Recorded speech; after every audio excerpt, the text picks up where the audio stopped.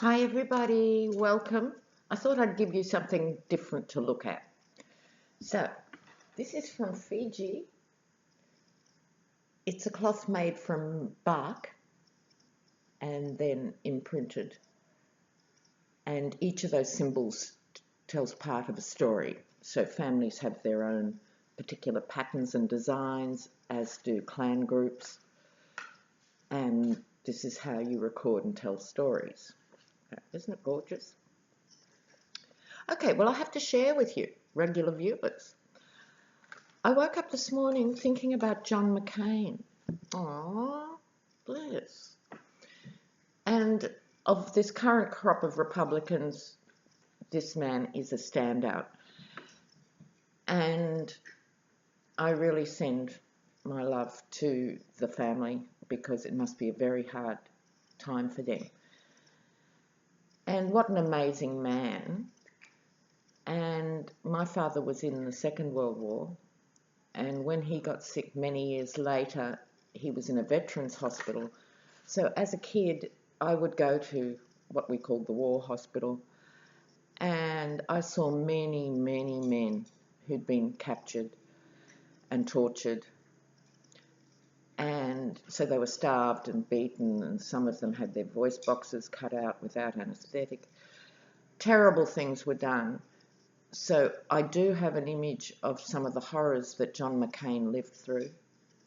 And lest we forget, he was offered as an officer to get out of the camp, and he said, no, unless all my men can come out. He refused.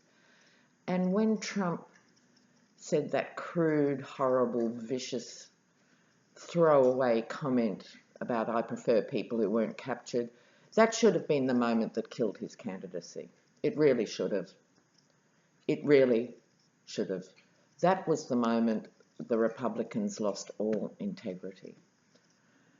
So, speaking of Republicans, this is on a group that Adam Schiff referred to recently as the Four Horsemen of the Apocalypse. Right. So that is Devin Nunes, Trey Gowdy, Mark Meadows, who I don't know much about, but probably don't want to, and the stand-up guy, Jim Jordan. So I'm going to do a joint reading for them because these are behind the push to impeach Rosenstein. Can you believe it? With everything Trump has said and done, they're impeaching Rosenstein, if they can get it up. Sorry about that joke. All right, so let's look at these four guys. So it's Nunes, it's Gowdy, it's Meadows, and Jordan. So what I thought I'd do is I would just pick a couple of cards for each of them and then look at this issue of will they go ahead and be successful in impeaching Rosenstein. These four guys.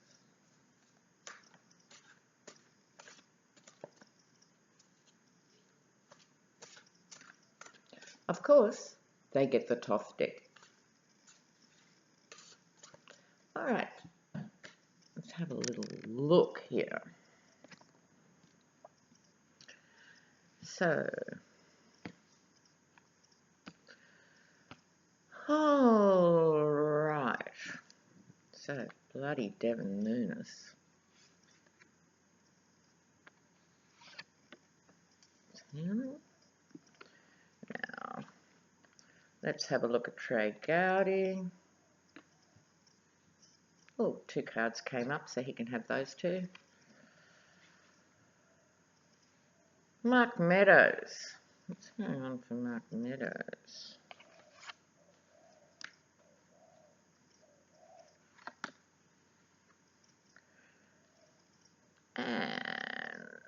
And, Jim Jordan.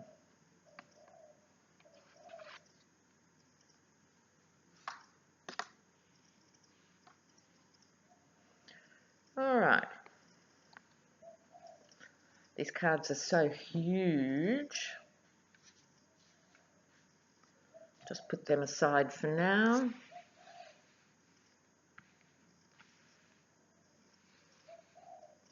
So, Devin Nunes. Oh. So Devin Nunes gets the card of cruelty, the 9 of Swords. Not looking marvellous, you'd have to say. Don't you think, viewers, he's been looking a little haunted lately? He also gets the Knight of Discs or the Knight of Pentacles. So he's continuing with this behaviour, this pursuit of money. But people have his number now. I think even those who supported him in the early days, those Republicans who thought, I'll let Nunes, run amok and do what he wanted to do, that's going to have a repercussion now. I don't think he's asked to many barbecues. So with this Knight of Pentacles too, the image in this, it's like his spear is down now. I think he's lost a lot of power. So we move on to Trey Gowdy. Oh, he gets the antlers. Oh, what else does he get? Oh, okay. So he gets the Queen of Discs or the Queen of Pentacles. This is not a benign queen, as she can be in other decks. She can, obviously all of them can, as I've said often, follow the spectrum from the lowest interpretation of human behaviour to the highest. So the Pentacles is also, it's about money, but it's also, strangely enough, about the body. And what I'm getting here with Trey Gowdy is there could be something coming up about health, strangely enough. He's not that old, but you never know. There's also the willful goat. There's a slightly satanic edge to this particular image of the Queen of Pentacles. This is not a nice man. Ooh, yuck. He also gets the Princess of Swords. Interesting that he gets 2 female cards in this sense. I have to think about that. But the Princess of Swords, out there, if you think about the Prince of Swords in the other deck, the Spy, it's the energy of running into battle without thought of the consequence of that battle. It's also, it's being fought on the edge of a cliff. So the message I'm getting so far, and we're sort of just halfway there, is they are truly still in the thrust of battle. They're not backing off.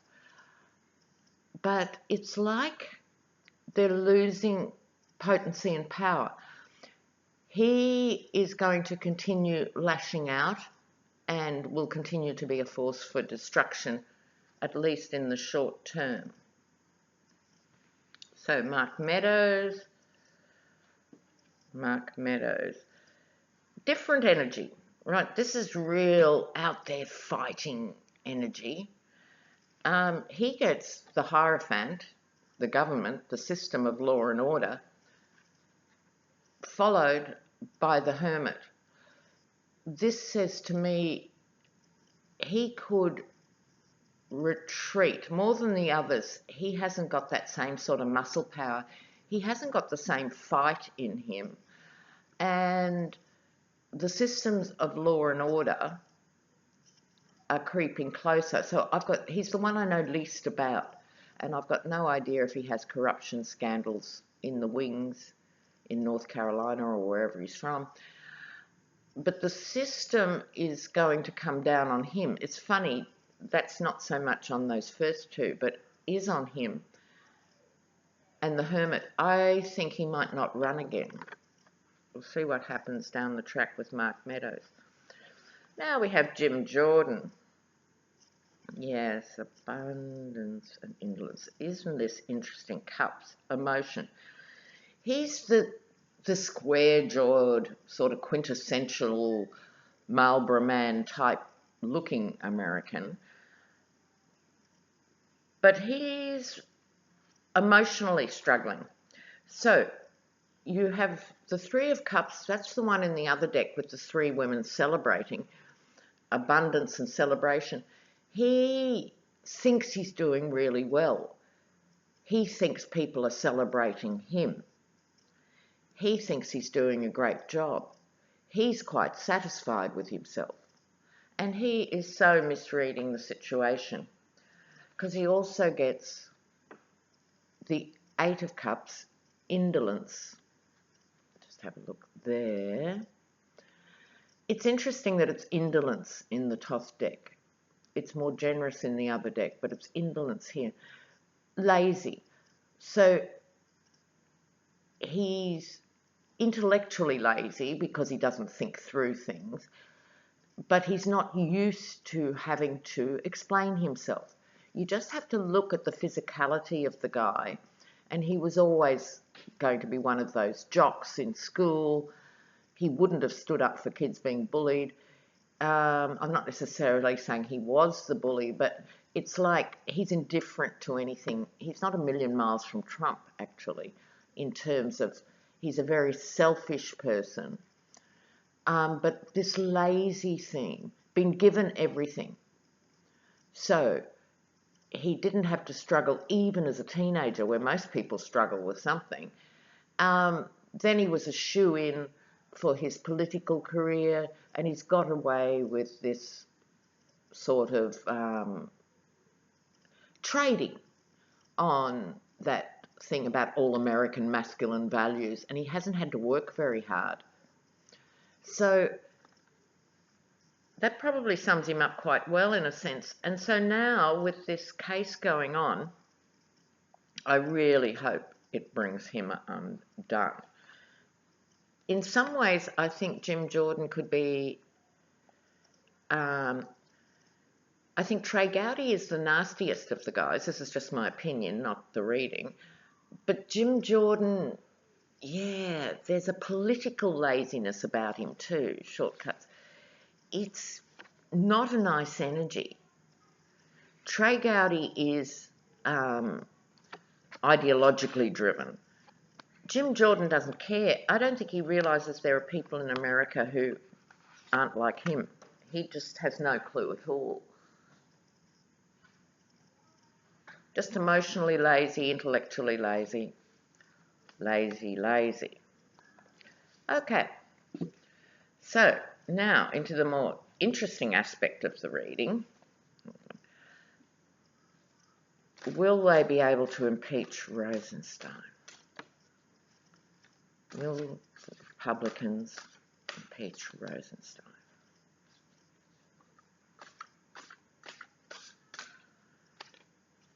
Will Rosenstein be impeached? All right, now I'm going to cut these cards again because they're so hard to shuffle. Just give them a bit more of a mix-up, more of a shuffle. You'll know, I hope you guys remember the Rosenstein reading, which was quite amazing. He got heaps of major arcana cards. We are already reassured that even though they go down this track, it will not derail the Mueller investigation. But let's see if they're going to do the dirty on Rosenstein. Okay. Could do. They're going to give it a good crack.